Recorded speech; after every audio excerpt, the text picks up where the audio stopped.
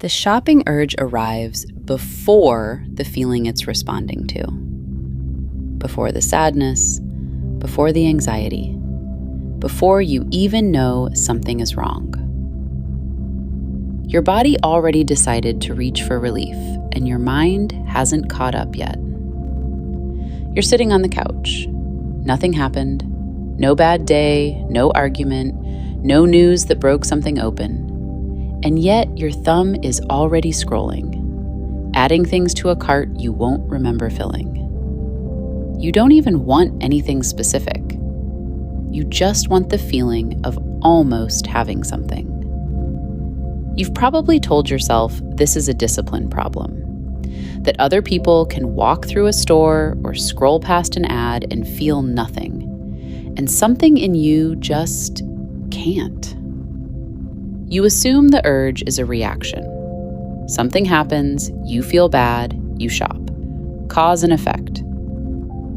But here's what's strange. If you pay close enough attention, you'll notice the urge doesn't arrive after the bad feeling. It arrives before it. Your hand was already reaching before the sadness landed. Your body decided to shop before your mind even knew something was wrong. That's not a discipline failure. That's your nervous system doing exactly what it was designed to do. Detecting a threat faster than your conscious mind can process it, and dispatching the closest thing it knows to relief. What follows isn't a guide to stopping the urge.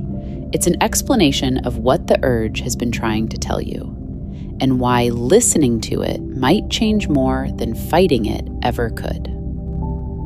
Think about the last time you shopped without meaning to. Not the planned trip, the other one. The midnight scroll, the lunch break browse, the 3 tabs open before you even realized you'd opened the first one. Now think about how you felt before that moment. Not during, not after, before. Most people can't answer that because the urge didn't follow a feeling, it preceded one. You weren't sad and then you shopped. You shopped and the sadness arrived later, almost confused, like it showed up to a party that was already being cleaned up. This is the part that breaks the standard story. We've been taught that compulsive buying is a response. Something bad happens, you feel it, and you reach for the nearest comfort.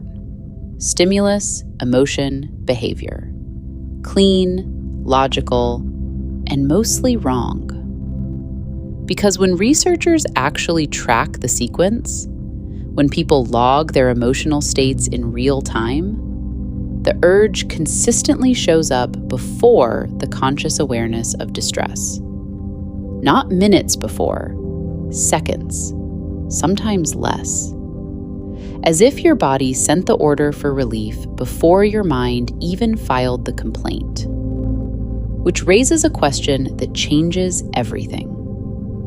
If the urge isn't responding to pain you already feel, what is it responding to? And this is where it gets strange, because the answer isn't complicated. It's just not what anyone told you. Your nervous system processes threats faster than your conscious mind. This isn't metaphor, it's architecture. The amygdala, the part of your brain wired for threat detection, operates on a faster circuit than the prefrontal cortex, the part that thinks about what it feels. So here's what's actually happening. Something in your environment shifts. A tone in a text message. A silence that lasts a beat too long. A Sunday evening. Your nervous system picks up the signal, not as a thought, not as a word, but as a body-level recognition that something uncomfortable is approaching. And it acts. Before the sadness crystallizes into something you could name, your body has already dispatched its most reliable form of relief. The urge to browse, to scroll, to fill a cart. Not because you're weak, because your nervous system is fast. It's doing what it was designed to do: get ahead of pain. The shopping urge isn't the last domino in a chain of failure. It's the first alarm in a system that's trying to protect you. Think about that for a moment. The thing you've been beating yourself up for, that pull, that compulsion, that voice saying, just buy something, is not a malfunction. It's your body's earliest warning system. It detected the threat before you did, and it reached for the only tool it had. But here's the problem. We don't treat it like an alarm. We treat it like a crime. You know the voice.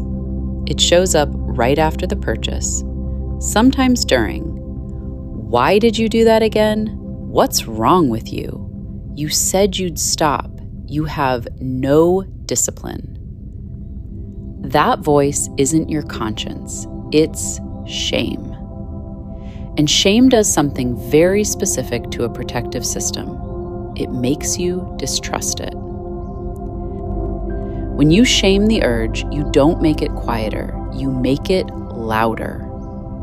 Because the urge is an alarm, and you can't shame an alarm into silence, you can only disconnect from it. And when you disconnect from it, you lose the one signal that was actually trying to tell you something true. This is the trap most people live inside for years. The urge arrives, you act on it. Shame follows. Shame makes you feel worse. Feeling worse triggers the nervous system again, and the cycle restarts. Not because you lack willpower, but because shame is fuel. It feeds the exact system it's trying to punish. Every self-help article that tells you to be more disciplined or remove temptation or unsubscribe from the emails is treating the alarm as the fire. It's like ripping the smoke detector off the ceiling because you don't like the noise. The smoke is still there.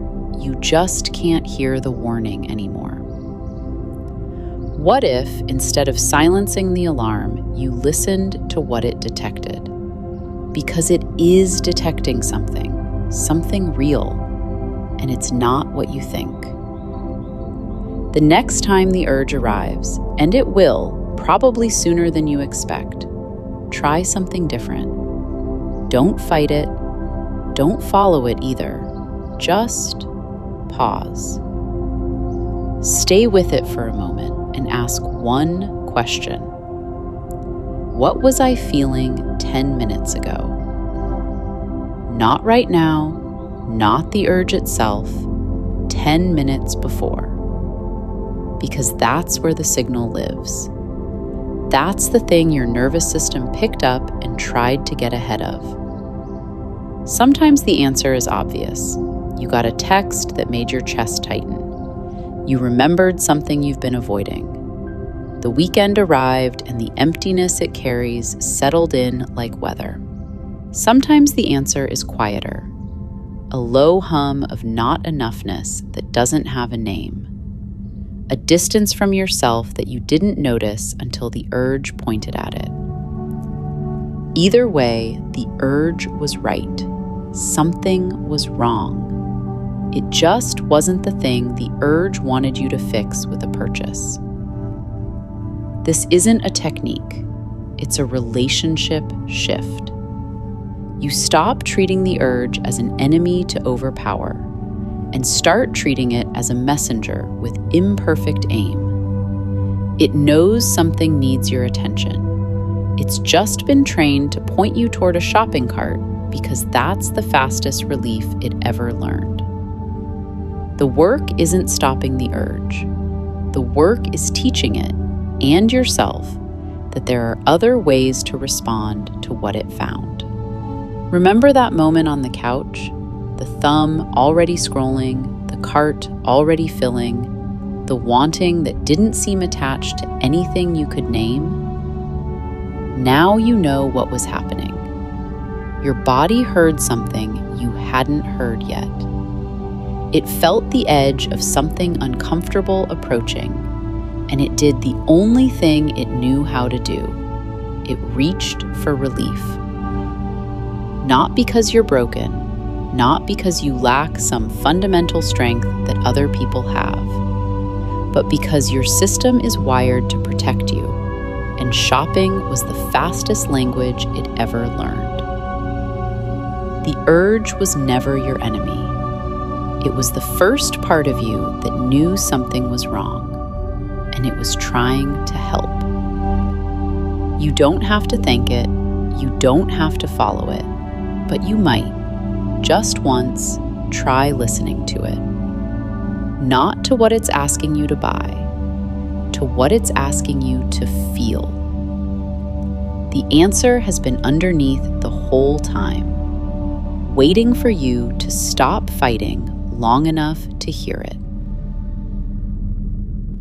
If any of this felt familiar, I want you to know you're not alone in this.